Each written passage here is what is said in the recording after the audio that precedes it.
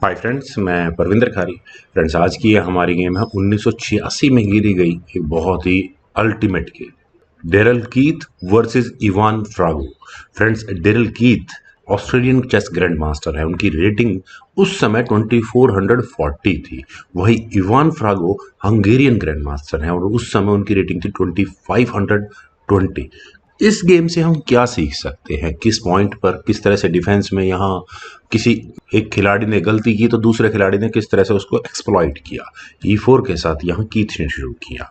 Ivan फ्रागो और Fargo ने यहाँ किया E6, देन हुआ D4 D5 French defence, night C3, bishop आया B4 स्क्वायर पर, नाइट क्वीन हुआ, देन हुआ E takes D5 E takes D5 French defence exchange variation में हम इस गेम को मान सकते हैं। Bishop D3, then knight C6 A3, bishop पर अटैक तो bishop takes C3 check, B takes C3, then queen गई F6 स्क्वायर पर और यहाँ से क्वीन के F6 स्क्वायर पर आने के बाद क्या वाइट को अपनी क्वीन डेवलप करके क्वीन एक्सचेंज की कोशिश करनी चाहिए थी शायद, लेकिन रुक B1 दैट्स ओके। और बिशप अभी फिलहाल डेवलप होने में थोड़ी प्रॉब्लम होंगी तो इसीलिए शायद बी पॉन को आगे पुश करना यहाँ ब्लैक ने ज्यादा सही समझा। Night E2, then bishop F5 और इसके बाद कैसल यहाँ व्हाइट ने किया। Knight G goes to E7, then bishop आया F4 स्क्वायर पर और यहाँ इस C7 पॉन पर अटैक है, लेकिन उससे पहले हुआ bishop takes D3, queen takes D3 और अब ब्लैक ने कैसल किया, यानी कि C7 पॉन डेरल कीथ को मिल गया है। बिशप टेक्स C7, रुक eight F goes to C8 और यहाँ रुक के लिए सेमी ओपन फाइल। चलिए, एक फायदा तो एक नुकसान। बिशप वापस पहुंचा G3 स्क्वायर पर, देन नाइट A5 और यहाँ से नाइट ठीक ठाक आउटपोस्ट में कह सकता हूँ अगर ब्लैक को वो स्क्वायर मिलता है, लेकिन उससे पहले रुक eight F goes to E1। अभी फिलहाल नाइट पर कोई प्रॉब्लम नहीं है। नाइट G6, देन क्वीन गई B5 स्क्वायर पर, क्वीन F5 ताकि यहाँ इस सेंटर के पॉन का डिफेंस किया जा सके।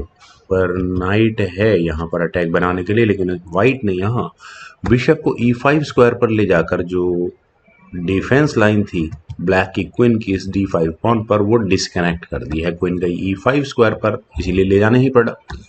बिशप G3 और यहाँ रुक के सामने दोबारा क्वीन आ चुकी है तो queen C6, queen exchange over है। लेकिन यहाँ क्वीन एक्सचेंज ना करके व्हाइट ने पहले H पॉन को आगे पुश किया तो H5, ताकि H पॉन और ज्यादा आगे पुश ना हो पाए। नाइट F4, फिलहाल पॉन पर अटैक बना ही बना है। Knight takes F4, bishop takes F4, then knight C4 square पर। और फ्रेंड्स, नाइट के C4 स्क्वायर पर आने के बाद ये मूव ऐसा कोई प्लेयर नहीं होगा जो नजर ना आ रहा हो। यहाँ ब्लैक थ्रेड दे रहा है फॉक लगाने की, तो इसी पॉइंट पर शायद क्वीन एक्सचेंज की जा सकती थी और उसके बाद ए पॉन आगे पुश किया जा सकता था। लेकिन यहाँ रुक को E7 स्क्वायर पर लेकर जाना किसी भी तरह से जस्टिफाई नहीं किया जा सकता।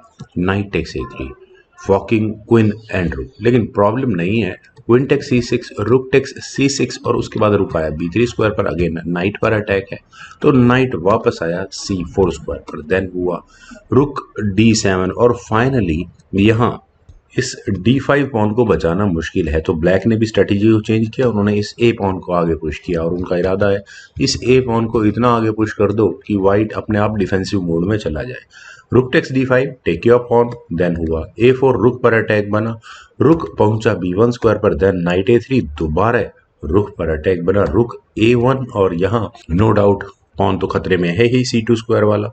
नाइट टेक्स C2, रुक पर दोबारा अटैक बना, रुक पहुंचा A2 स्क्वायर पर और अब ये नाइट कहाँ जाएगा, कोई स्क्वायर ही नहीं बचा इस नाइट के जाने के लिए, लेकिन रुक टेक्स C3। चलिए, रुक से यहाँ नाइट पर डिफेंस भी हो गया। अचानक दो पॉन्स यहाँ व्हाइट को गंवाने पड़े यहाँ all of a sudden. Well, रुक B5 और यहाँ इस B6 पॉन पर अटैक है।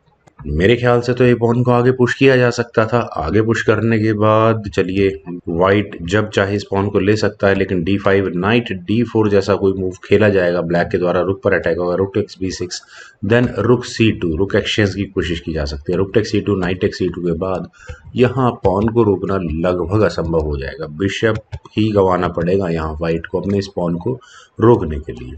लेकिन चलते हैं चलो गेम पर। यहाँ हुआ knight takes D4, directly pawn ले लिया गया है।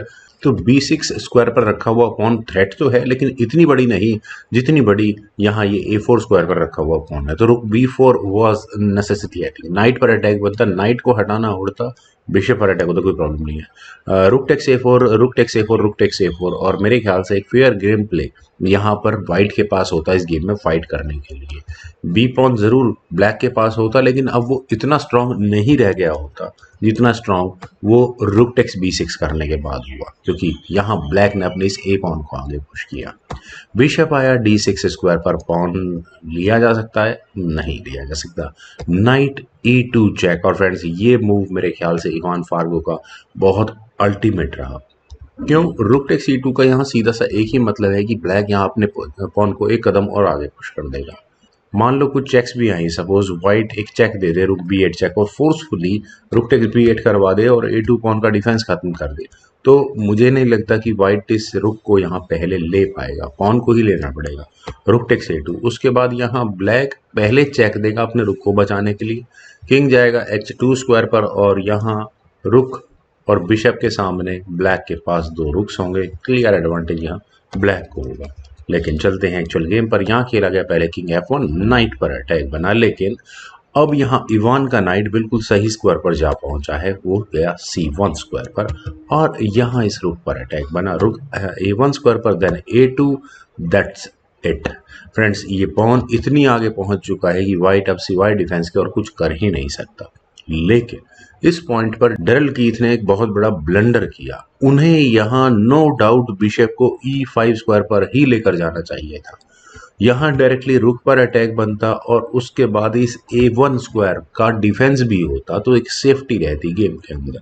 लेकिन यहाँ रुक को b2 स्क्वायर पर ले जाने के बाद फाइनल मूव यहाँ ब्लैक को लगाने का मौका मिला, और आप यहाँ चाहें तो उस मूव को ढूंढने की कोशिश करें जो यहाँ इवान ने लगाया होगा, और जो मूव अगर आप ढूंढ चुके हैं वो रुक d3 का है, तो कॉन्ग्रेचुलेशंस, आप यहाँ बिल्कुल सही हैं।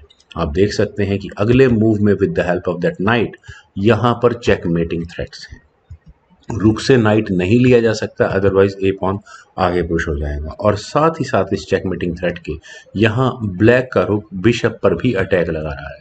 तो अब वाइट के सामने प्रॉब्लम है कि वो बचाए तो बचाए क्या, चेकमेट बचाएगा ऑब्वियस है। g3 होने के बाद रुक d1 चेक होगा, देन किंग g2 स्क्वायर पर जाएगा, रुक टेक्स d6, और नाइट अभी भी यहाँ पर ब्लैक का सेफ है, रुक से नाइट नहीं लिया जा सकता, अदरवाइज पॉन प्रमोट हो चुका होगा।